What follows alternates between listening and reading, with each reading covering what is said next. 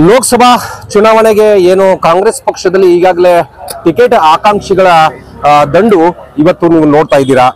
ವಿಜಯಪುರ ಜಿಲ್ಲಾ ಕಾಂಗ್ರೆಸ್ ಕಚೇರಿ ಎದುರುಗಡೆ ಇಲ್ಲಿ ನೀವು ನೋಡ್ತಾ ಇದ್ದೀರಾ, ಸಾಕಷ್ಟು ಜನ ಇಲ್ಲಿ ಸೇರಿದ್ದಾರೆ.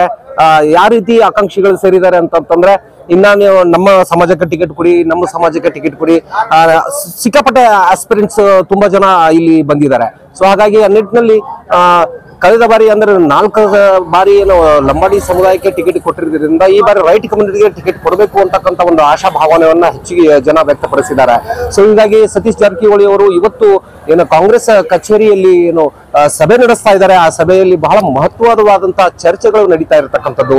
ಆ ಚರ್ಚೆಯಲ್ಲಿ ಯಾವ ಸಮುದಾಯಕ್ಕೆ ಟಿಕೆಟ್ ಕೊಡಬಹುದು ಅಥವಾ ಯಾವ ವ್ಯಕ್ತಿಗತವಾಗಿ ಟಿಕೆಟ್ ಕೊಡಬಹುದು ಅನ್ನೋದು ಚರ್ಚೆ ನಡೀತಾ ಇದೆ. ಬನ್ನಿ, ಈ ಕುರಿತಾಗಿ ಕೆಲವೊಬ್ರು ಆಸ್ಪಿರೆಂಟ್ಸ್ ಇದ್ದಾರೆ, ಅವ್ರನ್ನ ಕಾಂಗ್ರೆಸ್ ಕಚೇರಿಯಲ್ಲಿ ನೀವು ನೋಡ್ತಾ ಇದ್ದೀರಾ. ಈ ಎಲ್ಲಾ ಬಳಗದವರು ಕೂಡ ನಿಂತಿರ್ತಕ್ಕಂಥದ್ದು. ನೇರವಾಗಿ ಕಚೇರಿಯಲ್ಲಿ ಸತೀಶ್ ಜಾರಕಿಹೊಳಿ ಅವರು ಏನು ಸಭೆ ನಡೆಸ್ತಾ ಇದ್ದಾರೆ. ಈ ಸಭೆ ಮೂಲಕ ಹಾಗೆ ಇಲ್ಲಿ ಒಳಗಡೆ ಏನು ತುಂಬಾ ಜನ ಇದ್ದಾರೆ, ಆಸ್ಪಿರೆಂಟ್ಸ್ ಕೂಡ ಟಿಕೆಟ್ ಎಷ್ಟು ಜನ ಬೇಕು, ಎಷ್ಟು ಜನ ಆಕಾಂಕ್ಷಿಗಳು ಇದ್ದಾರೆ ಅಂತಕ್ಕಂಥದ್ದು ಒಂದಿಷ್ಟು ಜನರಿಗೆ ಕುತೂಹಲವಾಗಿ ಮೂಡಿರ್ತಕ್ಕಂಥದ್ದು. ಇಲ್ಲಿ ನಮ್ಮ ಜೊತೆ ಹಿರಿಯ ಕಾಂಗ್ರೆಸ್ ರಾಜಕಾರಣಿಗಳು ಇದ್ದಾರೆ, ಹಿರಿಯ ಕಾಂಗ್ರೆಸ್ ಮುಖಂಡರಿದ್ದಾರೆ. ಅವ್ರನ್ನ ಕೇಳೋಣ. ಸರ್ ನಮಸ್ತೆ. ಸರ್, ಈಗ ಏನು ಸತೀಶ್ ಜಾರಕಿಹೊಳಿ ಅವರು ಬಂದಿದ್ದಾರೆ, ಆ ನಿಟ್ಟಿನಲ್ಲಿ ಏನು ಒಳಗಡೆ ಚರ್ಚೆ ನಡೀತಾ ಇದೆ ಸರ್? 2024 ಲೋಕಸಭಾ ಚುನಾವಣೆ ಅಭ್ಯರ್ಥಿಗಳ ಆಯ್ಕೆ ಸಲುವಾಗಿ ಜನರ ಅಭಿಪ್ರಾಯ ಸಂಗ್ರಹಣೆ ಮಾಡ್ತಾ ಇದ್ದಾರೆ. ಜನರಲ್ಲಿ ಕಾಂಗ್ರೆಸ್ ಪದಾಧಿಕಾರಿಗಳು, ಕಾಂಗ್ರೆಸ್ ಮುಖ್ಯಸ್ಥರು ಜಿಲ್ಲೆಯಾದ್ಯಂತ ಇವತ್ತೆಲ್ಲ ತಮ್ಮ ಯಾರಿಗೆ ಸಮಾಜಕ್ಕೆ ಅವಕಾಶ ಕೊಡಬೇಕು, ಯಾರಿಗೆ ಕೊಡಬೇಕು ಅನ್ನೋದ್ರ ಬಗ್ಗೆ ಅಭಿಪ್ರಾಯ ಸಂಗ್ರಹಣೆ ಸಲುವಾಗಿ ಜನ ಬಂದಿದ್ದಾರೆ. ಸರ್, ಒಟ್ಟು ಎಷ್ಟು ಅಂದಾಜು ಎಷ್ಟು ಜನ ಆಕಾಂಕ್ಷಿಗಳು ಇರ್ಬೋದು ಸರ್? ಬಹಳ ಕಡಿಮೆ ಇದೆ ಸರ್, ಹಂಗೇನಿಲ್ಲ. ಒಂದು 2-3 ಜನ ಇರ್ಬೋದು. 2-3 ಜನ ಆಕಾಂಕ್ಷಿಗಳಿದ್ದಾರೆ. ಪ್ರಮುಖವಾಗಿ ಯಾರು ಇದ್ದಾರೆ ಅಂತಕ್ಕಂಥದ್ದು? ಪ್ರಮುಖವಾಗಿ ರಾಜು ಆಲ್ಗೂರ್ ಅವರು ಮಾಜಿ ಶಾಸಕರಿದ್ದಾರೆ, ಆಮೇಲೆ ಕಾಂತಾ ನಾಯ್ಕ ಅವರು ಇದ್ದಾರೆ.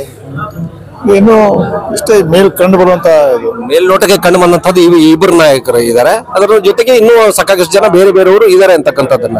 ಒಟ್ಟಾರೆ ಈಗಿನ ಸಿಚುವೇಶನ್ ಇದು ಕಳೆದ ಬಾರಿ ಲೋಕಸಭಾ ಚುನಾವಣೆಗಿಂತಲೂ ಈ ಬಾರಿ ಲೋಕಸಭಾ ಚುನಾವಣೆಗೆ ಏನು ವ್ಯತ್ಯಾಸ ಇದೆ ಸರ್? ಖಂಡಿತ ಬಹಳಷ್ಟು ವ್ಯತ್ಯಾಸ ಇದೆ.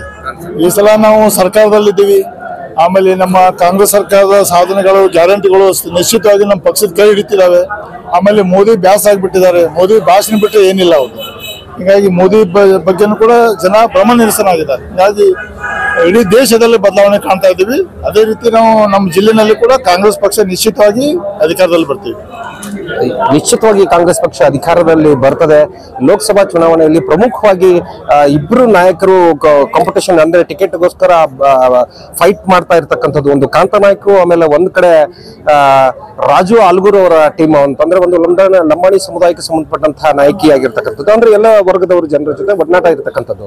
ಆಮೇಲೆ ರಾಜು ಆಲ್ಗೂರ್ ಮಾಜಿ ಶಾಸಕರಾಗಿರ್ತಕ್ಕಂಥವ್ರು, ಅವ್ರದ್ದು ಕೂಡ ಒಂದು ಕಾಂಪಿಟೇಷನ್ ಅಲ್ಲಿ ಇದೆ. ಇದು ತುಂಬಾ ಮಹತ್ವವಾದಂತಹ ವಿಚಾರ ಸತೀಶ್ ಜಾರಕಿಹೊಳಿ ಅವರು ಇಲ್ಲಿ ಇಟ್ಕೊಂಡಿದ್ದಾರೆ. ಇನ್ನು ಕೆಲವೇ ಕ್ಷಣಗಳಲ್ಲಿ ಯಾವ ರೀತಿ ಅಂದ್ರೆ ಯಾರ ಪರವಾಗಿ ಇರ್ತದೆ ಅನ್ನೋದು ಸ್ಕೂಟ್ನಿ ಮಾಡೋದ್ರ ಮೂಲಕ ಅವರು ಈ ವಿಚಾರವನ್ನ ವ್ಯಕ್ತಪಡಿಸ್ತಾ ಇದ್ದಾರೆ. ಇನ್ನು ಕೆಲವೇ ದಿನಗಳಲ್ಲಿ ಬಹಳ ಸ್ಪಷ್ಟವಾಗಿ ಕಾಂಗ್ರೆಸ್ ಪಕ್ಷ ನಿರ್ಧಾರ ತೆಗೆದುಕೊಳ್ಳುತ್ತದೆ ಲೋಕಸಭಾ ಚುನಾವಣೆಗೆ ಸಂಬಂಧಪಟ್ಟಂತೆ. ಸಾಯಂಕಾಲ ಎಕ್ಸ್ಪ್ರೆಸ್, ವಿಜಯಪುರ.